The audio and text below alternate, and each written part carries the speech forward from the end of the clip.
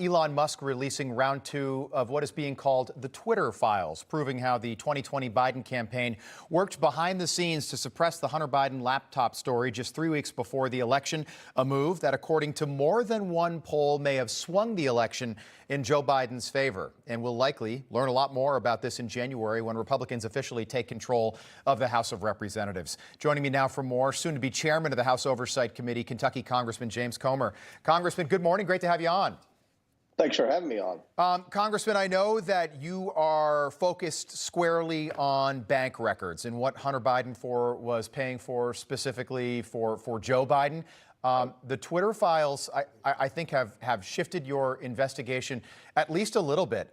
Based on what we've learned, we now know, and we've known this for 2 years, really, but it has now been verified, that the Biden administration, his campaign behind the scenes, was working to push this election in Joe Biden's favor and get this story off social media, not just Twitter, but Facebook as well. What does that mean for your investigation come January?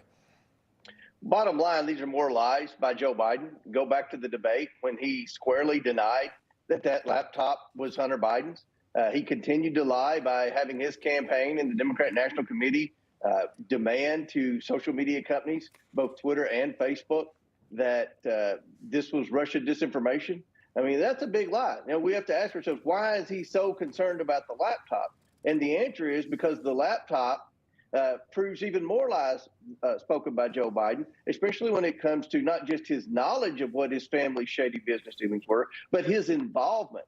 And the most concerning thing to me over all the laptop, and this is a long list of potential crimes by his family. The most concerning thing is where they were, when I say they, I'm talking Hunter and Joe, were working with the CCP to try to get China's foot in the door on the American energy industry. And that's something that should concern every American. This is something that Joe Biden continues to lie about. The media continues to try to cover up. But thanks to Elon Musk, we're going to find more and more information out about not just what the Biden campaign did to suppress bad stories about his family's influence peddling, but also what the Biden administration and the FBI did to suppress stories about the Biden influence peddling. Yeah, it's interesting here that the Washington Post says that Donald Trump is spinning out of control after he made comments on Truth Social about, hey, we should do away with the Constitution based on what happened in 2020. And my thought is, you're darn right that Donald Trump's upset. I'm sure to some extent he feels vindicated to know that, yes, this actually did happen. We remember what CBS News and 60 Minutes, Leslie Stahl basically laughed in the sitting president's face back in 2020. He's reacting the way I think anybody would react. And let's not forget, Congressman, he was running for president, not dog catcher. And this was all happening behind the scenes. Tell us what happens starting in early January when you formally take over control of the House. Well, we've already sent letters to the 3 Twitter executives mentioned in the Twitter files dump that Elon Musk has orchestrated. There are going to be more files that Elon Musk is going to drop before January.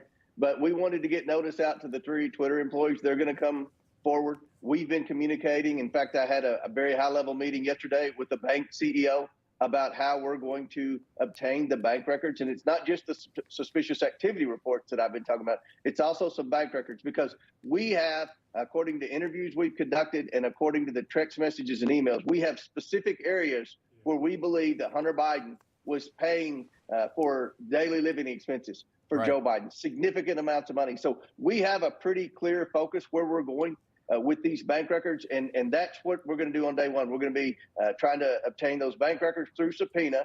We're also going to be bringing people in like the Twitter employees and say, why were you trying to suppress this story? Who was behind this, and what's so bad in your mind about this story coming out to the public? And Congressman, we got to leave it there, but the LA Times, they characterized the hearings that will start in January as angertainment.